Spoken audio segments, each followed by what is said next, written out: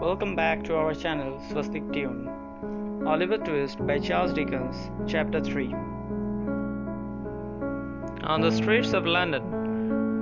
For a whole week, Oliver walked during the day and slept in the fields at night. Some kind people gave him food and water. At last, he arrived in London. His feet were bleeding, and he sat down on a doorstep to rest. He was wondering what to do when he heard a voice. "Hello there, what's the matter?"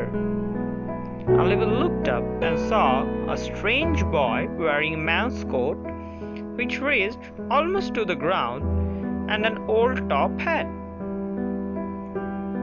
"I'm very hungry and tired," said Oliver. "I've been on the road for 7 days. Come with me, and I will buy you something to eat," said the boy.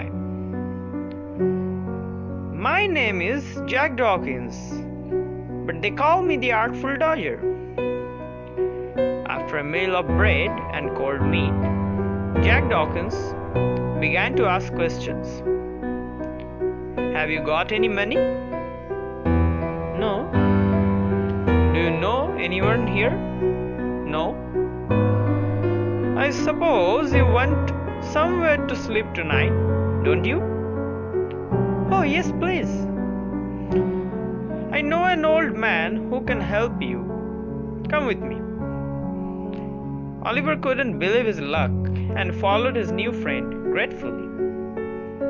It was late when the two boys stopped outside the door of an old house in one of the poorest areas of the city.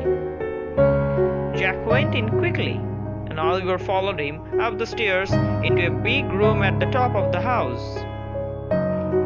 The walls and ceiling were black with smoke and dirt.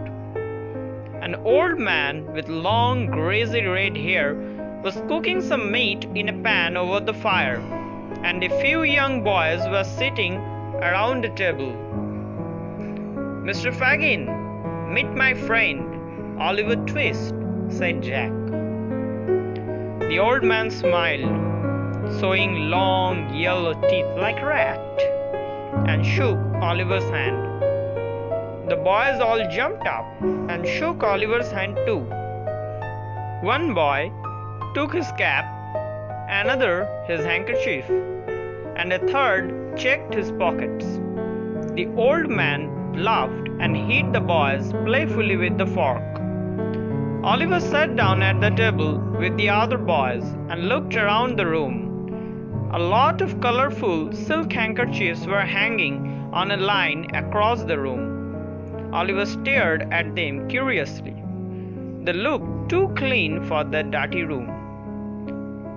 "Ah, you are admiring our handkerchiefs," said Fagin. "We have just washed them, my dear." He laughed again, and all the boys laughed too. Oliver didn't know why they were laughing, but he thought they were all very cheerful and friendly. After supper, Jack showed him where to sleep, a mattress on the floor, and Oliver fell asleep at once. The next morning, Oliver woke up late, and Fagin told him that other boys were at work. Soon, Jack and his friend Charlie Bates came back.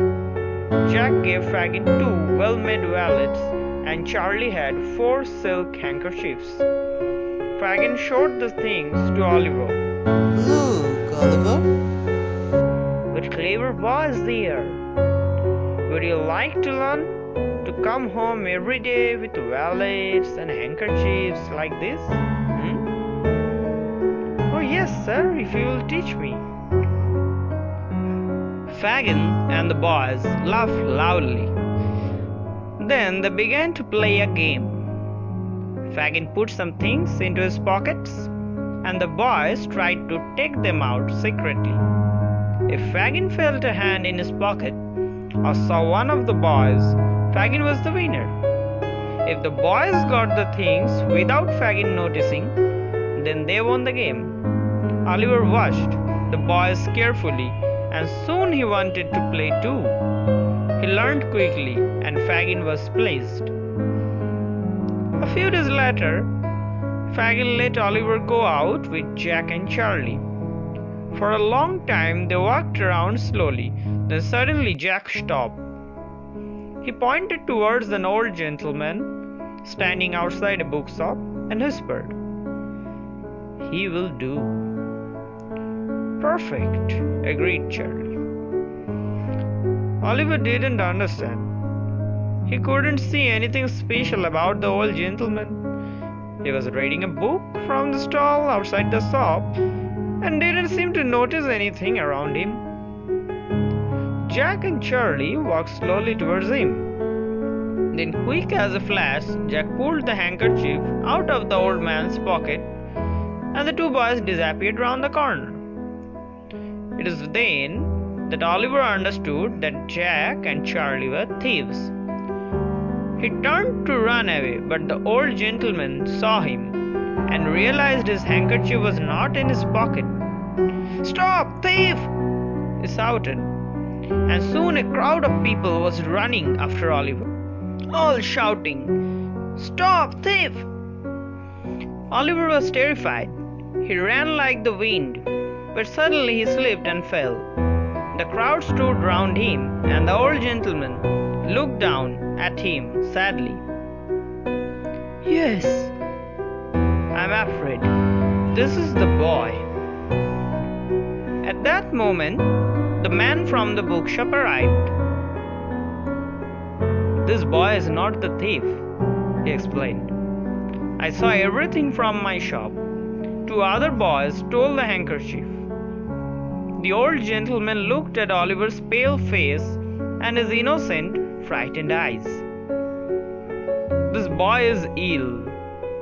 Get a carriage. I am taking him to my home." Oliver closed his eyes and remembered nothing more. Here, our chapter 3 ends. Thanks for watching.